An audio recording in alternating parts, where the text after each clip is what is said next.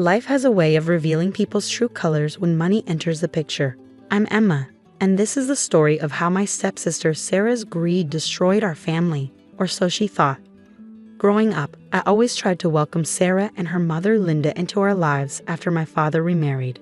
When they first moved in, I was 12 and Sarah was 14.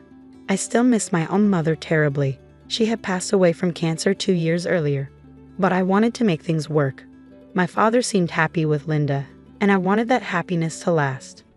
Sarah, however, never reciprocated my efforts at sisterhood. While she maintained a perfect facade in front of our parents, she made it clear in private that she saw me as competition. "This is my house now," she'd whisper when no one else was around. "And your dad, he's going to love me more than you." I tried telling my father about Sarah's behavior, but Linda always defended her daughter. "Girls will be girls," she'd say with a dismissive wave. "Sarah's just adjusting. Give her time." My father, not wanting to rock the boat in his new marriage, would simply encourage me to try harder with my stepsister. As years passed, I focused on my studies and building my own life. I graduated from business school and started working at a financial consulting firm, making my father proud. Sarah, meanwhile, bounced between jobs and relationships, always finding ways to extract money from our parents for her latest venture or crisis. My father's health began declining 3 years ago. What started as occasional fatigue progressed into something more serious. The doctors diagnosed him with a rare form of leukemia, and suddenly, our world turned upside down. I immediately shifted to working remotely so I could help care for him. During those long days at the hospital, I noticed Sarah's sudden increased interest in our father's affairs. She started spending more time in his hospital room, always shooing me away with claims of private conversations. Linda supported this, saying Sarah was finally bonding with her stepfather. What I didn't know then was that Sarah was carefully orchestrating my downfall. One evening, after a particularly long day at the hospital, I returned home to find my laptop missing from my room. I searched everywhere, but it had vanished. When I mentioned this to Sarah, she just shrugged, saying she hadn't seen it. 2 days later, my father called me into his hospital room. His face was ashen, and Linda stood by his bed, arms crossed and glaring at me. Sarah sat beside him, holding his hand, tears streaming down her face. "Emma," my father said, his voice weak but filled with disappointment, "Sarah showed me the evidence." "How could you?" "Evidence? What evidence?" I asked, genuinely confused. Sarah pulled out my missing laptop, opened it, and turned it toward me. On the screen were bank statements showing large transfers from my father's accounts to an offshore account in my name. My heart stopped. These were clearly fabricated, but they looked convincingly real. "I found this when I borrowed her laptop to check my email," Sarah said, her voice trembling with fake emotion. "I couldn't believe my sister would do this to you, Dad. I had to tell you." "That's not possible," I protested, my voice rising with panic. "Those statements are fake. Sarah stole my laptop. She must have fabricated this." Linda stepped forward, her face twisted with anger. "How dare you accuse my daughter when she's exposed your theft? We raised you better than this." "Dad, please," I begged, turning to my father. "You know me. I would never steal from you. Sarah is lying." But my father's face had hardened. Years of Sarah's subtle manipulation had done their work, and now, in his weakened state, he was all too ready to believe the worst of me. "I already called my lawyer," he said quietly. "I'm changing my will. I can't trust you with my estate, Emma. Not after this." The room spun around me. Everything I'd worked for, every sacrifice I'd made, was crumbling because of Sarah's elaborate lie. I tried to explain, to defend myself, but Linda and Sarah had created such a convincing narrative that my protests only seemed to confirm my guilt in their eyes. "Get out," Linda snapped, pointing to the door.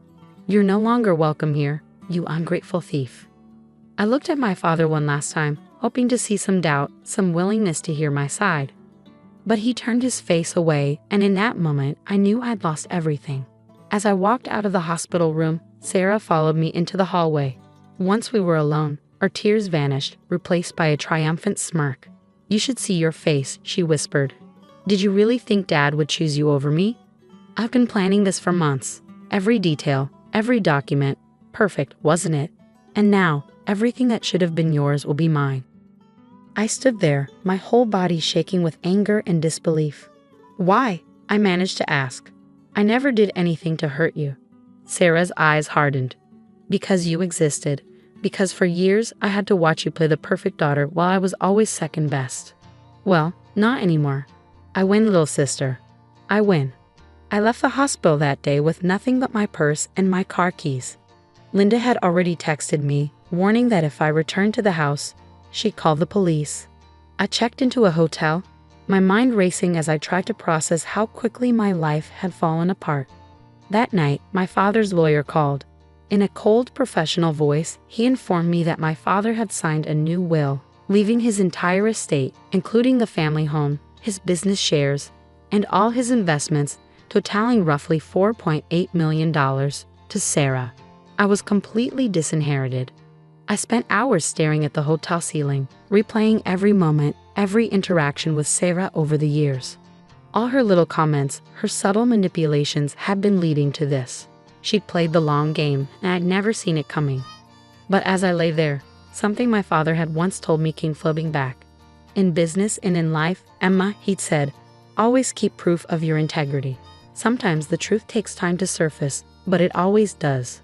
A small smile crossed my face as I remembered something else. Something Sarah didn't know about. My father's old safety deposit box at the bank. He'd given me access to it years ago, and inside was evidence that would turn Sarah's perfect plan on its head. But I had to be patient. Let Sarah think she'd won. Let her believe her victory was complete. Because sometimes the sweetest revenge is the one you don't see coming until it's too late. Tomorrow, I would start gathering my resources and planning my next move. Sarah thought she'd taken everything from me, but she'd forgotten one crucial detail. I was my father's daughter, and he taught me well. This wasn't over, not by a long shot. 3 months passed after my father's death. I spent that time living in a small apartment, carefully avoiding any contact with Sarah or Linda, while they basked in their apparent victory. Through mutual friends, I heard about their extravagant spending. Sarah had already started renovating the family home, replacing everything that held any memory of me or my mother. But today was the day everything would change. I sat in the bank manager's office, watching through the glass partition as Sarah and Linda strutted in, dressed in expensive new clothes bought with my father's money. They were here to access his safety deposit box, the one they'd only recently discovered existed after finding the key in his study. What they didn't know was that I'd already been here an hour earlier, speaking with Mr. Thompson, the bank manager who'd known my father for 20 years. Mrs. Walker, Miss Thompson, Mr. Thompson greeted them formally. Please follow me to the vault. I stayed out of sight as they disappeared down the hallway. The security camera feed on Mr. Thompson's desk showed them entering the vault area. I watched as he helped them locate the correct box and left them in the private viewing room. Standard procedure for safety deposit box access. Sarah's hands were practically shaking with excitement as she inserted the key. I could almost hear her thoughts. More hidden assets, extra money, but when she opened the box, her triumphant smile froze. Inside was a single USB drive and a letter in my father's handwriting. The envelope read, "To be opened only in the presence of Emma Collins." Linda snatched the letter, her face reddening. What is this? Where's the rest? Sarah was already reaching to tear open the envelope when Mr. Thompson's voice cut through their confusion. I must ask you to stop immediately. That letter clearly states it requires Miss Collins's presence. This is ridiculous, Sarah snapped. I'm the sole heir. Everything of our fathers belongs to me now. That was my cue. I stepped into the viewing room, enjoying the way both their faces paled at the sight of me. Hello, Sarah. Linda. Surprised to see me? Linda recovered first, her shock turning to fury. How dare you come here? This is a private meeting. Actually, Mr. Thompson interjected, Miss Collins has every right to be here. She's still a registered holder of this safety deposit box. I walked over and picked up the envelope. Shall we see what Dad wanted to share with all of us? Sarah tried to grab the letter from my hands, but Mr. Thompson stepped between us. Miss Thompson, please remember you're on camera. Any aggressive action will be reported to the authorities. With trembling hands, I opened the envelope and began to read aloud. My dearest Emma, if you're reading this, then my worst fears have come true. I know about Sarah's plan to frame you for theft.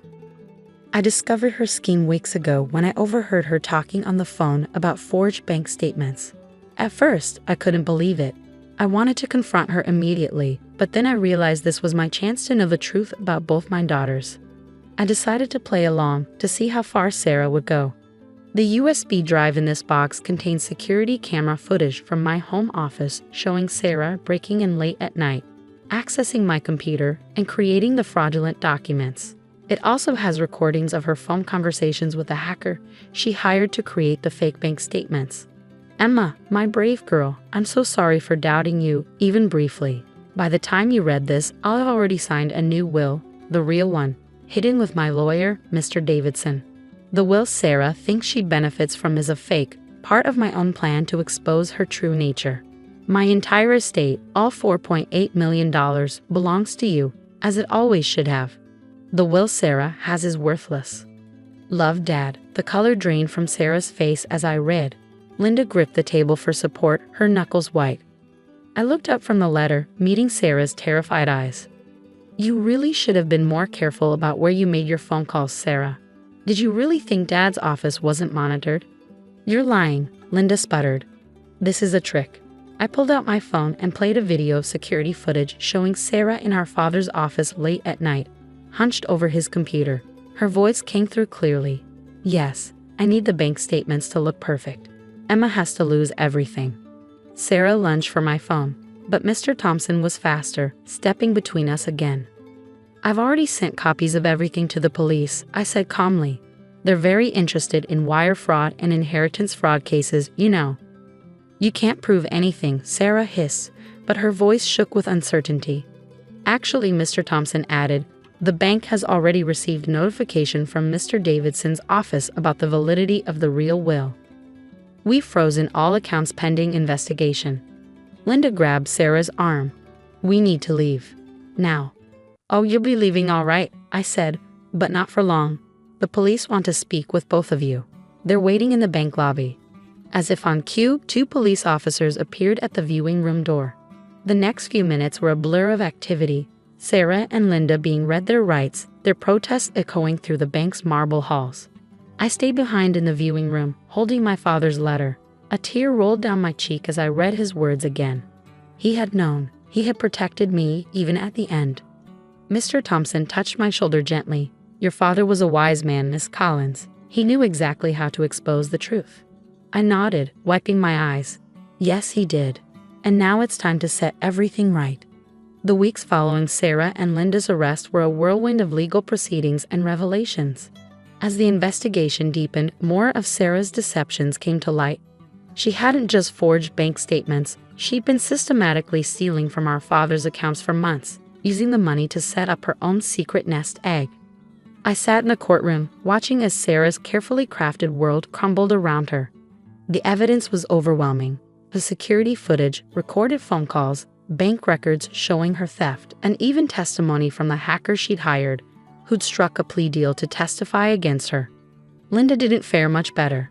The investigation revealed she'd been fully aware of Sarah's plan, even helping to coordinate some of the theft. Her perfectly maintained facade of the caring stepmother shattered as prosecutors exposed her role in the scheme. During the trial, Sarah finally broke down on the stand. It wasn't fair, she screamed, mascara running down her face. She always had everything. Dad's love, his trust, his pride. Everything I wanted. I deserved that money. The judge was unmoved. Miss Thompson, your actions show a calculated effort to destroy your stepsister's life for personal gain. This court sentences you to 8 years in prison for fraud, theft, and conspiracy. Linda received 5 years for her role as an accomplice. As they were led away in handcuffs, Sarah turned to me one last time. I hate you, she spat. I've always hated you. I simply watched them go, feeling not triumph but a deep sadness for the family we could have been. With the criminal case concluded, I moved back into my childhood home. The first few days were difficult. Memories of my father were everywhere, along with signs of Sarah and Linda's brief occupation. They'd started redecorating, trying to erase every trace of the past, but hadn't gotten far before their arrest. One evening, as I sorted through papers in my father's study, I found an old photo album. Inside were pictures from my childhood, my mother, my father, and me in happier times. There was also a sealed envelope tucked between the pages, addressed to me in my father's handwriting. With trembling hands, I opened it. My dearest Emma, if you're reading this, then everything has played out as I feared it might. I want you to know that my apparent betrayal in the hospital was the hardest thing I've ever done. Pretending to believe Sarah's lies, watching you walk away thinking I'd abandoned you, it tore me apart. But I knew I had to let her think she had won. It was the only way to expose the full extent of her deception. The hardest part was knowing I wouldn't live to see justice done. I need you to know that you were always my greatest joy. You have your mother's strength and kindness, and I couldn't be prouder of the woman you've become. The way you handled this crisis, with dignity and patience, waiting for the truth to emerge rather than seeking immediate revenge, proves you're exactly the person I raised you to be. The money, the house, the business, yes, they're all yours now. But they're not what matters most. What matters is that you stood strong in the face of betrayal, held onto your integrity, and let the truth speak for itself. I know the road ahead won't be easy. Betrayal leaves deep scars, and healing takes time. But remember this, true family isn't always about blood. It's about love, trust, and choosing to stand by each other through good times and bad. I hope to find it in your heart to build a new family, one based on love and trust rather than obligation. You deserve that happiness, Emma. Don't let Sarah's actions poison your capacity to trust and love others. Take care of yourself, my brave girl. Know that your mother and I are watching over you, proud of the woman you've become. All I love, Dad. Tears flowed freely as I read his words. Even at the end, facing death and betrayal, my father had thought of my future happiness. He'd known that money wasn't what I really needed. I needed to know that he believed in me, trusted me, loved me. In the months that followed, I worked to rebuild my life. The family business thrived under my leadership, and I established a scholarship foundation in my father's name, helping students who lost parents to cancer. It felt right to create something positive from all the pain we'd endured. I also sought therapy to process the trauma of Sarah's betrayal. Slowly, I learned to trust again, to open my heart to new friendships and relationships. My father was right, family isn't just about blood. I built a new family of chosen people who supported and loved me for who I was. Sarah and Linda made several attempts to contact me from prison, sending letters filled with apologies and pleas for forgiveness. I didn't respond. Some betrayals run too deep for simple forgiveness, and some relationships are better left in the past. Instead, I focused on honoring my father's legacy through my actions. The money he left me became a tool for positive change rather than a source of conflict. In the end, that felt like the greatest victory, turning what Sarah had wanted to steal into something that helped others. Today, 5 years later, I still live in our family home, surrounded by memories of the parents who loved me and the lessons they taught me. The pain of betrayal has faded, replaced by gratitude for the wisdom my father showed in his final days. Sarah and Linda's greed cost them everything, their freedom, their reputation, their future. But their betrayal taught me something valuable. True wealth isn't measured in dollars, but in the integrity with which we live our lives. As I sit in my father's old study, watching the sunset through his favorite window, I feel at peace. His last gift to me wasn't the money or the house. It was the lesson that patience, integrity, and truth will always prevail over deception and greed. Sometimes I think about Sarah, wondering if prison has changed her, but then I remember my father's words about choosing my own family, and I know I've chosen the right path. My life is full of love, purpose, and genuine relationships, things that Sarah, with all her schemes and manipulation, never understood were worth more than any inheritance.